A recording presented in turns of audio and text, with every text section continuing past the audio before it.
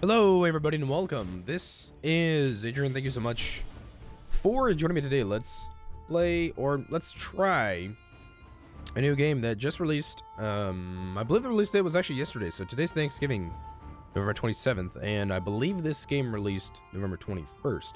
It's called Age of Civilizations 2. So, this is kind of like a spiritual successor to a mobile game that I never played. I didn't really, know about it. I've never really done anything with it. But it's supposed to be kind of a combination of like turn-based strategy, historical grand, real-time grand strategy, all sorts of good stuff. A lot of people described it similar to EU4, and I think that is an unfair comparison. At the same time, it makes sense because you can kind of see the influences that games like EU4 or Victoria 2 had on this game. I've tried it out for a bit. I'm not actually sure if I like it or not, but I just wanted to kind of play and see, just take a look at it and see what you guys think. So, let's go on in. Let's jump into a new game, and it's very similar to EU4 in that there's kind of a sandbox sort of thing going on, and you can actually, you can pick any country here in Europe in the year 1440.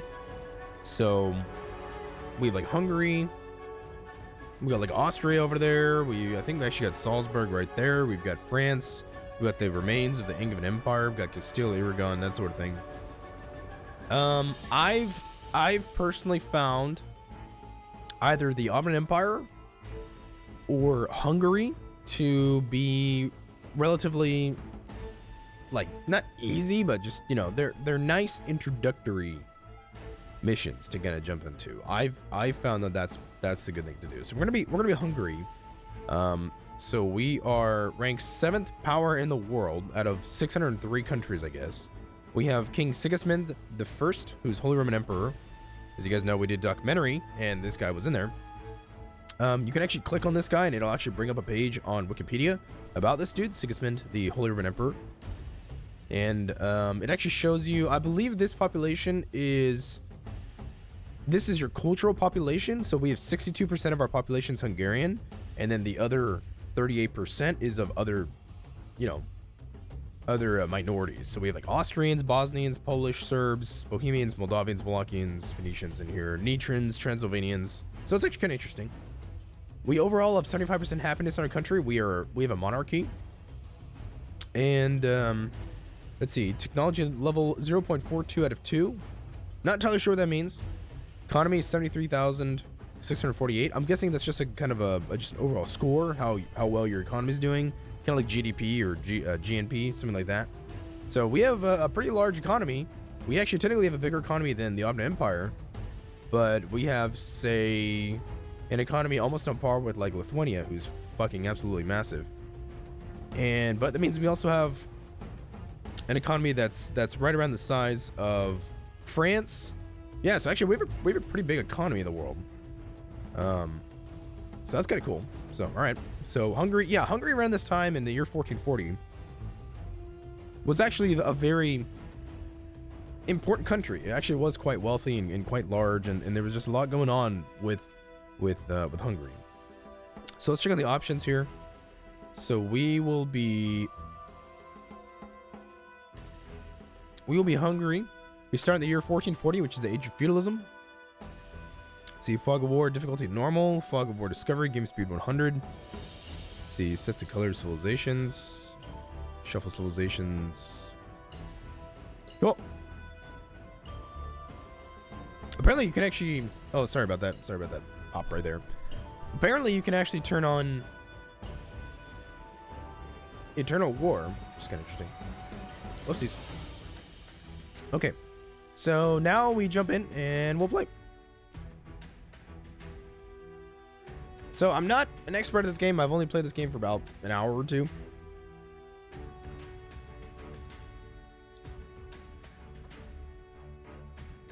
Yeah, I've only played this game for about an hour or two, so I do want you guys to know that I'm not, any sort of expert on this game.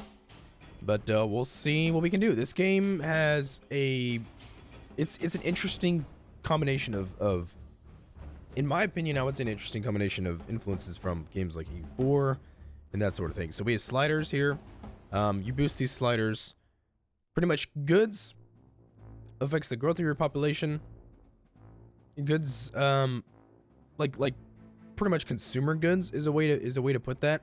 If you don't produce goods for your population, they get either angry or they'll leave your country. All sorts of stuff like that will happen. Taxes obviously is just a tax on your people. You get more taxes, but it reduces happiness if you go over a certain threshold.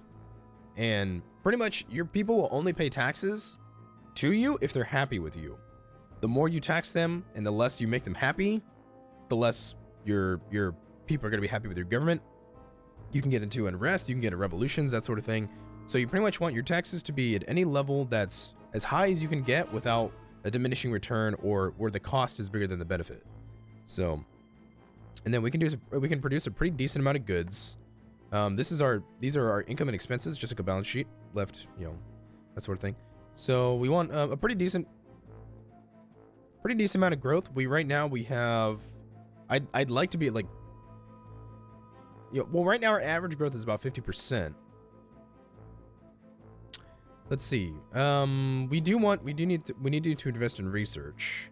So research is pretty much how much you're gonna advance in technology.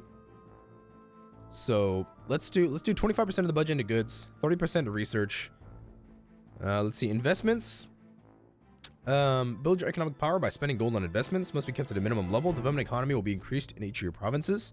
Higher development level means better economy and more income from your provinces. Development level can't be higher than your technology level of civilization. Okay. So investments, roads, bridges, that sort of thing. We're gonna keep it at a decent level. I think we're gonna do 25% goods, 30% technology level, 20% in investments, and then we need to increase our military budget. So your military budget is pretty much whatever standing army you have currently is how much you're gonna spend on your military. So we've got goods, research, investments, pretty decent. We're gonna build more troops, obviously. So the military budget is just inevitably going to increase. So right now it's the 10th of October, 1440. Apparently we can increase the speed of turns. Not really sure what that means entirely because, like, I don't know the time that one turn takes. So, I don't know. So, this is our country. We've got some... It looks very similar to the beginning start date of EU4. It should look pretty similar. We're surrounded by Bosnia, Serbia, Wallachia, and Moldavia. We're going to want to destroy all those guys. We have the Carpathian Mountains right here. I think we can... Is there a terrain map mode? There's no terrain. There's a type of terrain. Yes, we have like mountains here. So the Carpathian Mountains, that sort of thing. There's a whole bunch of different map modes. This is a political map mode. There's an army map mode, which will show you your troops. There's income. It'll show you where you make the most money. We actually make a pretty decent amount of money from here. Less in the Croatian provinces and less into the Carpathian provinces. Technology level. I'm not sure if it's an overall indicator. Apparently the Byzantine Empire has the most technology level. Milan, Genoa, Montferrat, and Salzburg and the Papal States also. Pomerania and Switzerland, Florence do as well. This probably has to do with like the Renaissance and Renaissance thinking. The Renaissance wasn't really around in 1440 necessarily, but it's getting there. And so the Byzantines are actually some of the most technologically advanced countries in Europe. Our civilization level is actually, I believe, 0.42. Yeah, so we're actually a bit behind. We're actually quite a bit behind some countries like Western Europe. So we're gonna need to improve that. So interesting. Population. It'll show you population. Pretty much in this game, it's like Victoria 2. Having more people is better. It's good. We have a population of 568,000 people. I'm not sure if it's people or just like men, like males in general. I wanted to say it's people. So Budapest obviously has the largest single population, 38,937, with I believe a growth of, I want to say, oh no, okay, so this is a percentage. Okay, so this is 6.85% of our total population is Budapest. Zagreb, Croatia is actually the second largest city / province that we have in the kingdom of Hungary. Economy shows you, I believe, overall development of a province. So Budapest is our most economically developed province. Bavaria is up there. Let's see, Chemnitz, Saxony is actually pretty large. You can actually see here Copenhagen, Denmark is actually fucking huge. Let's see. Munich is, yeah, it's pretty big. Florence is extremely wealthy. Paris is extremely wealthy. And then actually Nantes here in Brittany is actually pretty wealthy. London's actually not that wealthy, at least not at this time. Edinburgh is actually huge. So that's kind of cool. And we can come over here. We can actually look at Istanbul, right? Constantinople, 18,000 economy points. That is fucking huge. Athens is actually pretty nice too. So very interesting stuff. And then development here. I believe this is just like, you know, investments, infrastructure, that sort of thing. Like how it was in history. Western Europe is a little more developed than Eastern Europe. Poland, Lithuania, Silesia, you know, that sort of thing. It's just there's less roads, there's less bridges, there's less investment. A lot of this is grasslands. There's tons of rivers. It's like all farmland. There's just historically less development in the east than there is in the west. That's just kind of, that makes sense. That's how it's been. You can actually see here though, probably out of necessity, the Balkan states of Moldavia and Wallachia, as well as Bosnia and Serbia, because they've always been at war with like the Ottomans and with each other pretty much. They actually have some pretty decent infrastructure and such, which is kind of cool. So there's something called province stability. Stability is basically the effectiveness of your government to keep public order and you know, police and that sort of thing in these states. You can see here Slovakia is a little disloyal. You can actually see here the Croatian provinces, maybe a little bit of, not necessarily Slovenia. These Croatian provinces a little disloyal, and then you can actually see Transylvania is just a little, it's getting a little disloyal. Diseases, there's no disease, I don't believe, right now currently. Buildings, we could build buildings, distance from the capital. So there's actually a really cool feature in this game. The more farther away a province is from your capital, the more the administrative cost is up. So the more you conquer and the farther you get away from your capital, terrain and that sort of thing affects it, but pretty much the farther away you are from your capital and the more remote a province is, the more expensive it is to kind of develop that location, to raise troops from there, to build roads, to build bridges, to build structures. It's more expensive to administrate those kinds of provinces. So as you can see here, the core of Hungary, the Kingdom of Hungary, is not too bad. The administration cost is pretty decent. But as you get into like the Carpathian Mountains and Transylvania and that sort of thing, it can become extremely expensive to build structures there, to train troops from there, and that sort of thing. I think that's actually pretty cool.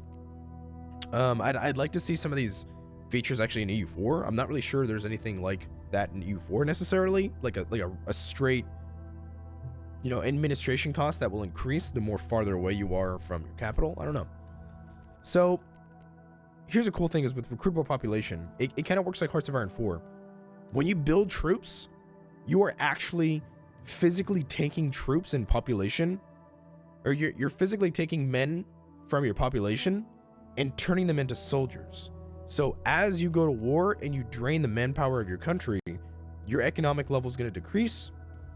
The amount of people paying taxes will decrease because a soldier does not make you money. A soldier fights. A soldier occupies territory for your civilization. He does not work. You know, he's not generating, you know, he's not tending to livestock or something like that. So in all these locations, we have a recruitable population, but as we draw troops from these provinces, our recruitable population will not only decrease, but the amount of people paying us taxes, you know, the amount of people working our farmlands is also going to decrease. And so if you're constantly at war, your country will just overall in time become weaker. So it's kind of interesting. It reminds me of Victoria 2, and it should. I mean, because that's what it's supposed to be. Type of terrain map mode. Growth rate will show you where you know, where in Europe your provinces are growing and such. So Vienna is actually very, very good as far as growth. I believe it's just population growth is how many people. Yeah. So a couple of these places over here aren't growing as much. Not as many babies are being had, and that makes sense. Apparently there's supplies. That's interesting. Happiness. You can see happiness here. Unrest. You can actually see unrest here. Governments is pretty cool. You can see who is. So for example, these guys here, these guys I believe are theocracies or city-states. So just small clash sort of democracies, sort of kind of. So like Salzburg is I believe a theocracy, I believe. Some of these guys are theocracies. A lot of these guys are monarchies though. Probably Lubeck has a monarchy, which is kind of weird. Let's see. Imperial is the Holy Roman Empire. So Austria is a part of the, Austria is the emperor. Bohemia is an elector. Yeah, it is. I think it's a little historical just because. Let's see, province value is actually, I believe it has to do with. It reminds me of victory points. So fortifications, cool. Watchtowers, cool. Ports, sweet. Okay, so let's go back up to political. Okay, so as far as like the history, there's a diplomacy map mode here. As far as the history, I believe Sigismund was already Holy Roman Emperor at this time. I'd have to double check that just to be sure. Right now, Charles IV of Bohemia, I believe, is in power, but I believe, as far as I remember, King Sigismund was actually king of Bohemia and Austria and such as well. Let's see, Austria is, are you the Holy Roman Emperor, Maximilian I? I believe actually, no, you know what?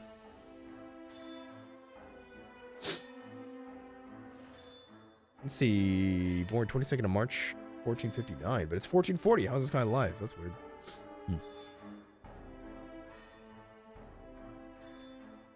Interesting, okay. So as far as diplomacy, we're going to improve relations with Austria, and I think with Bohemia. Anyway, let's see, technology points. So these are our technology points. Because of our technology level, we get to invest in certain things here. So we can invest in like military upkeep. We can invest more research to get us even more, you know, technology and such. We can invest a little bit in population growth. That's gonna be a pretty big deal because we have kind of a small population. I think about maybe.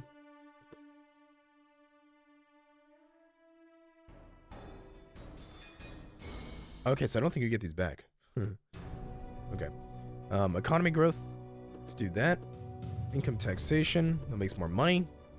Administration. Reduces administration costs. Income production. Sounds good. Let's see. Military upkeep. We're going to need to have a pretty large standing army, so we'll do that. So population growth is a big deal. I actually put in a few too many points in there, but that's all right. Population growth, about 12%.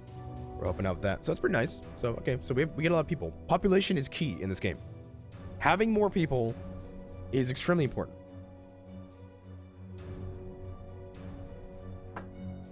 So, let's go close here, and let's go back to the political map mode.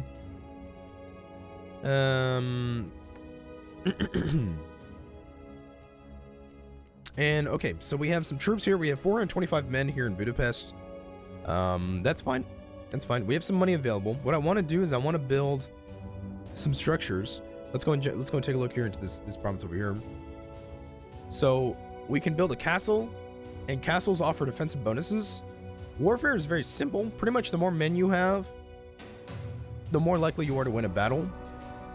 In this game, it's pretty simple, but castles change that. Castles make it so that a possibly inferior army can win a battle against a larger army because of that defensive bonus.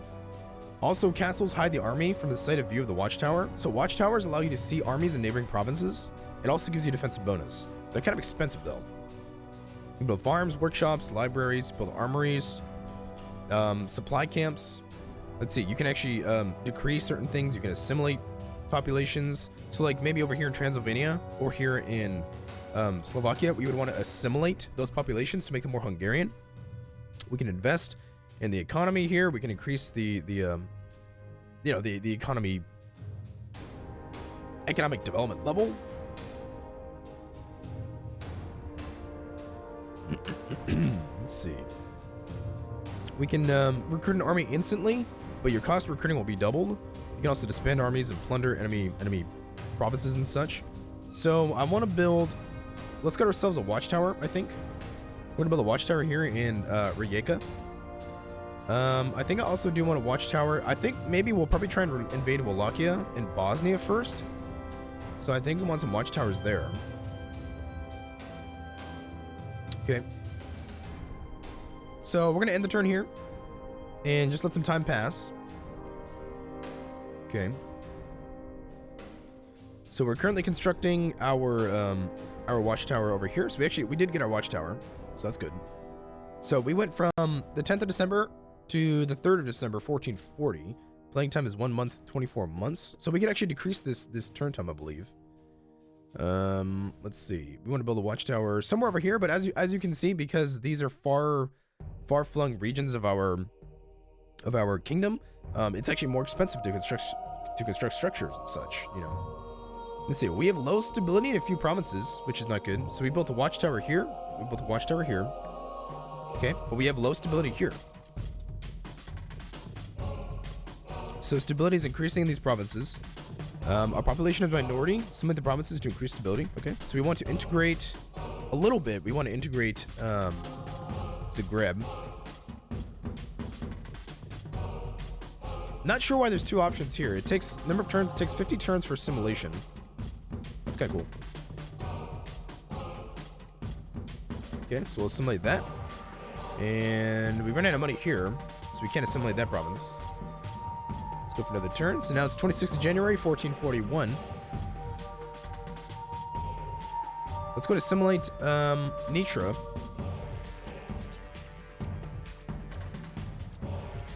Okay.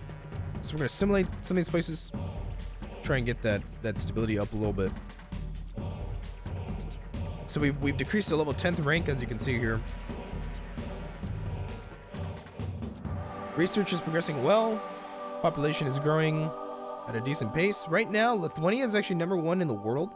As a country, the Ottomans are #2. Sweden's #3. The Mamluks are 4th. England's 5th. Norway's 6th. Novgorod's 7th. And apparently we're 8th. Oh, this is for number of provinces. Let's see, who makes the most money? I'm actually kind of curious.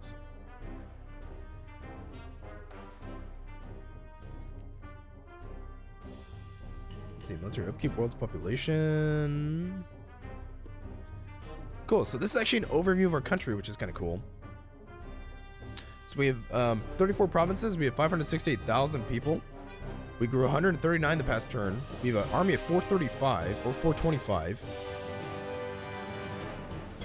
Let's see, our economy is 73,666 points. Our unemployment is 433,512. It's kind of cool, unemployment number. Let's see, technology level is 0.42 out of 2. Average development, 0.11. Seems pretty bad. No inflation, no war weariness. Average happiness, 74%. Stability is pretty decent. Rank number 10. Government, yeah, okay. So that's kind of cool. So you can see a bunch of different stuff about your country. It's pretty awesome. Okay, so we're just going to let some more time pass. We're going to be kind of at peace for a little bit. Do I want to build some more structures? Maybe we will. We'll see how it goes. All right, we actually probably want to assimilate some more provinces, so let's do that. Let's assimilate a little more.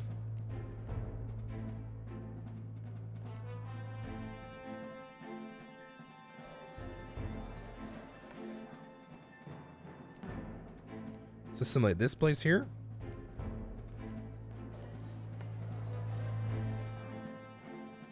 Cool. All right. So right now it's 7th of July, 1441. So as you can see, people are training up armies. They're kind of on all borders, that sort of thing. We're going to need to maintain a fairly large army to be able to, you know, you never know who might declare war on you and that sort of thing. Let's see.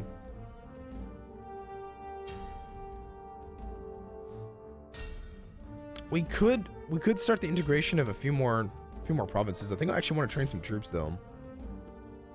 I want to get a watchtower out here.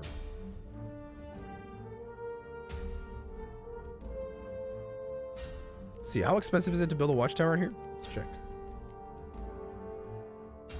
Watchtower is 3,600. Okay, so it's expensive. So our budget right now, we're spending a lot on taxes. And then we're producing a lot of goods. Research is actually what we're focusing on most heavily because of our technology level. So, and the military is not that expensive. So, let's actually go and recruit some troops here from Budapest. Let's grab. So we can grab 170 units from Budapest, which will bring us up to 595, and that costs. One unit costs 5 gold. So we're going to be spending, I believe, 786. Okay. All right. So we're improving relations from the Ottoman Empire from Norway. So that's kind of cool. Let's go to diplomacy for a second. So we are improving relations currently with Bohemia and the Austrians. Apparently diplomatic relations between Austria and Bohemia have been suspended. It's not good. Celestia is a vassal of Bohemia, which makes sense. Let's actually improve relations with Poland as well. And we are hostile towards Moldavia, Wallachia, Serbia. Bosnia actually likes us a little bit.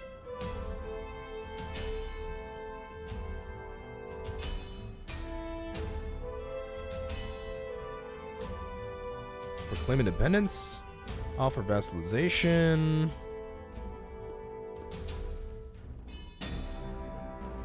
Apparently we can form Austria-Hungary. We have the appropriate vassalization, form a union.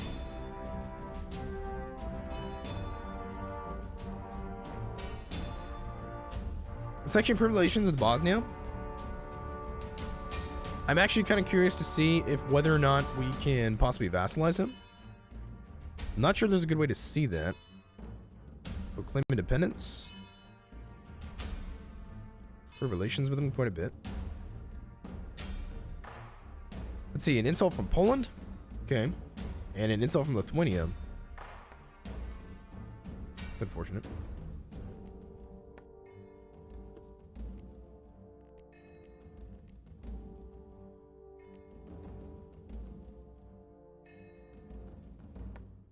Okay.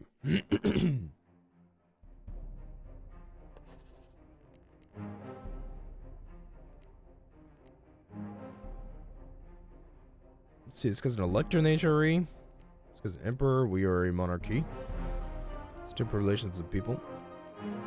So Poland actually is hostile to us. We're in relations from the Ottoman Empire in Norway. So that's cool. And then Bosnia actually likes us a bit. So that's good.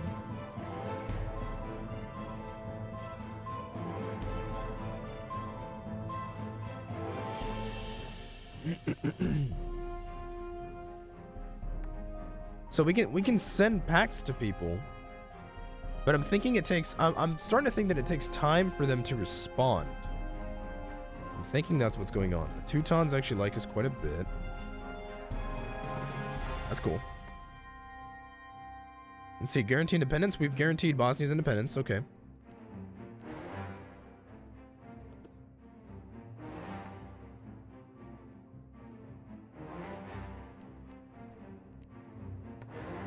Alrighty. Let's take a look at the budget here. Should we increase anything? I mean, we do want to increase the amount of troops that we have in the army. So what I do want to, I want to get this watchtower first. I think before anything else, because I want to see if I can invade Wallachia.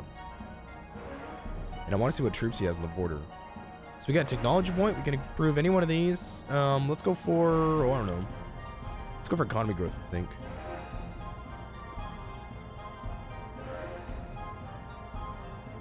So we got a watchtower.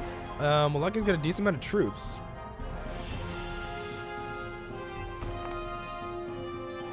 Want to recruit some men from here.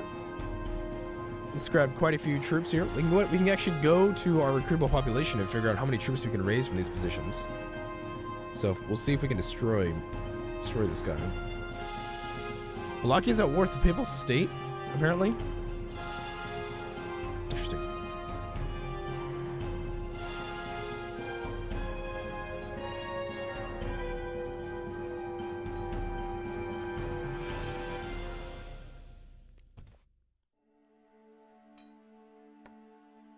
Okay, so let's build some more troops here. So yeah, so as you can see, as we are raising our armies, our income is declining because we're supporting more troops in the field, and it can be expensive. It can get pretty expensive to do this. So that's a pretty large army right there. Let's actually go and select these forces. Okay, so let's go there. So we have a watchtower here. So probably what we'll do is we'll probably destroy the main army here when we invade, and then we'll just have supporting troops to just kind of defend the borders. That's a pretty large army though. I think we're gonna need something to deal with that.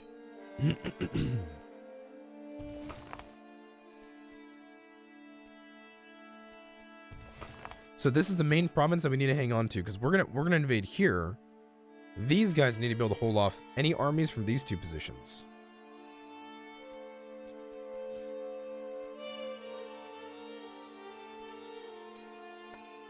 Okay, so let's recruit as much as we can.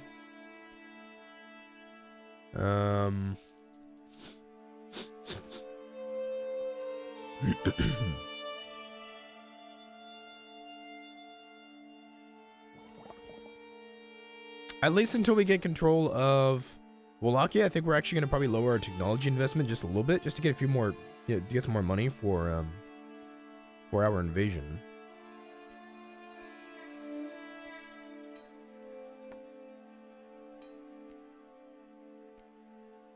Let's go next turn. Right now it's 2nd of September, 1443. Bratislava, we've assimilated. Rijeka, we've assimilated. We're in improved relations from Bohemia, so that's good. Okay, stability is actually pretty good now. Not bad.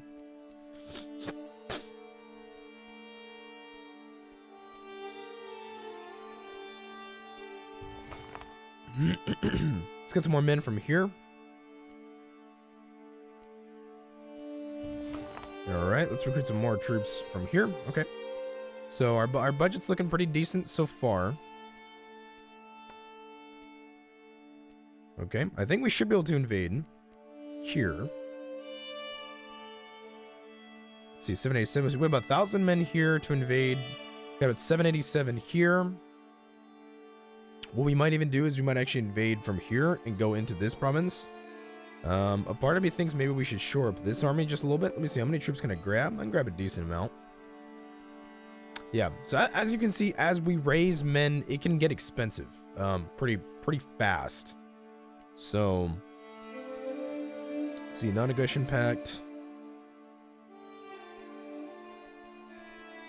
Yeah, Bosnia, how do you feel against people? So he's hostile with Serbia and Venice. He's pretty nice with me. Let's do non-aggression pact over here. I want to maybe get him to vassalize. We'll probably have to get relations up a little more, but it takes time. It takes time to do that. So we'll be invading Wallachia here. I'm pretty sure nobody's going to come to his aid. I don't think so. Enemies, he's at war with the Papal State.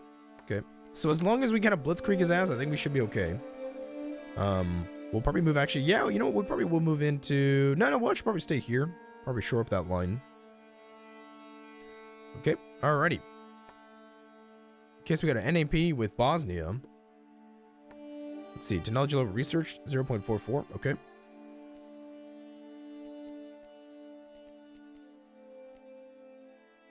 Oopsies.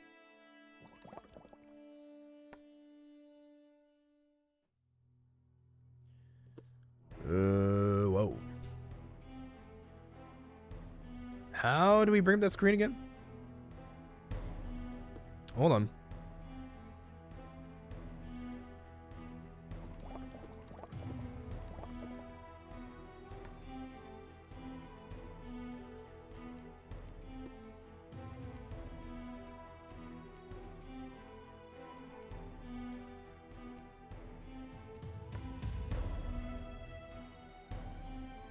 Trying to find that that screen with the ideas. Where do we find that again? I don't know. Let's see, we're at 20%, so we're at 25% for goods. Our population is 570,000, so it's growing a little bit. It's growing a bit. I don't know, I guess we can't bring up that screen unless we have I guess an idea, an active idea to pick. I don't know.